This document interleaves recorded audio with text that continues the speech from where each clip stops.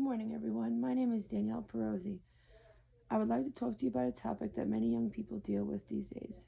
Have you ever been at home on a Friday evening, thought you had a really good night, laying in bed, decide to scroll through Facebook or TikTok, and all of a sudden you come across some posts, you see pictures of people having a good time, maybe at an event or a vacation, and you get this feeling in your stomach, this feeling where you just feel your anxiety, you just feel nervous, you just feel depressed.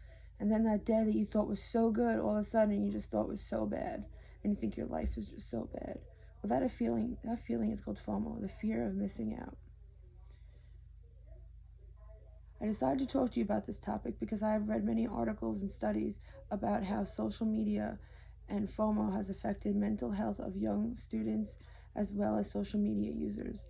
I also decided to talk about this because this is a topic that I face a lot. I have felt these feelings many times, and I know that it is very hard to deal with.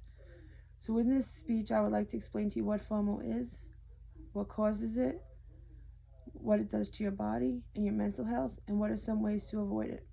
We all use social media, and it can be easily influenced by what we see. So let's start by explaining exactly what FOMO is and where the term came from. FOMO, the fear of missing out, was coined by a Harvard business student, Patrick McGinnis, in 2024. He defined it as an anxious feeling often motivated by social media, that others are having more fun, living better lives, or experiencing more than you are. FOMO involves two key elements. One, the perception that others are having more rewarding experiences from which you are absent of, as well as being driven to check social media or engaging in it in order to keep up with others, as per Guapa and Sharma 2021. Now that we understand exactly what FOMO is, let's talk about why people experience it. There are several main reasons why people experience FOMO. The overuse of social media is a key contributor. Ever since social media became a thing, people spend way too much time scrolling through posts and watching videos of people having a good time, which make us think that our lives are not good and their lives are perfect, and ours just seem boring. Many studies show that heavy social media users reported having higher anxiety and lower self-esteem. In 2023, U.S. Surgeon Dr. Vivek Murthy issued an advisory calling attention to the growing concerns of the mental health effects of social media on young youth. Another contributor is due to the fact that people naturally compare their lives with what they see online, but what we see is often not true. People tend to post the best moments in their lives, filtered and edited. This unrealistic comparison creates a feeling of dissatisfaction in our own lives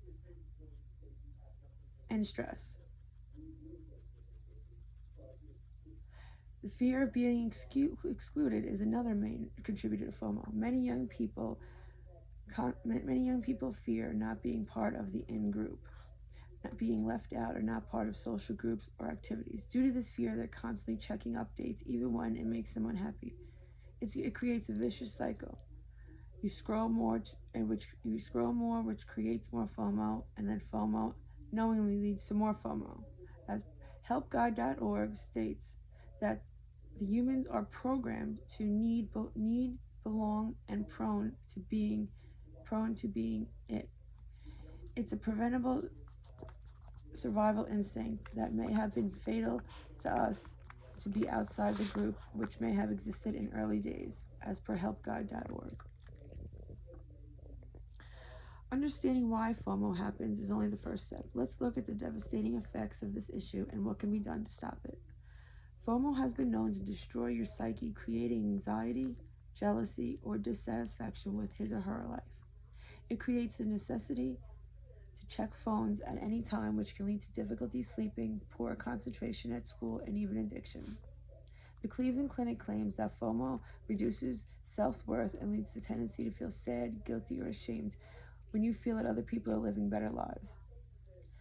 By limiting social media use, focusing on yourself and real relationships, changing your mindset, and enjoying the present moment, you can reduce and avoid FOMO. Spending hours scrolling through posts only increases comparison anxiety, so by setting daily limits on apps, taking social media breaks each week, enjoying your life, and taking time to spend activities that bring you happiness, Real conversations and laughter create deeper connections more than likes and comments ever can. Also, enjoying the present moment. People with FOMO tend to think about what others are doing instead of appreciating what they have now. Another way to eliminate FOMO is to practice mindset behaviors. Do what makes you happy. Take your dog for a walk, listen to music, work out, exercise, whatever makes you happy. No one's life is perfect. Everyone shows only their best side online. Once you accept this, you'll stop chasing unrealistic experiences and feel more content with what you have.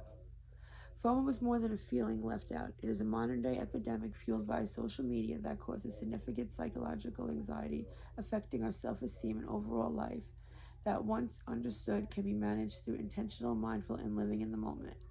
Remember that a post is just a moment, not a lifetime. When you find yourself reaching for your phone to check what you're missing, take a second to look at what right is in front of you.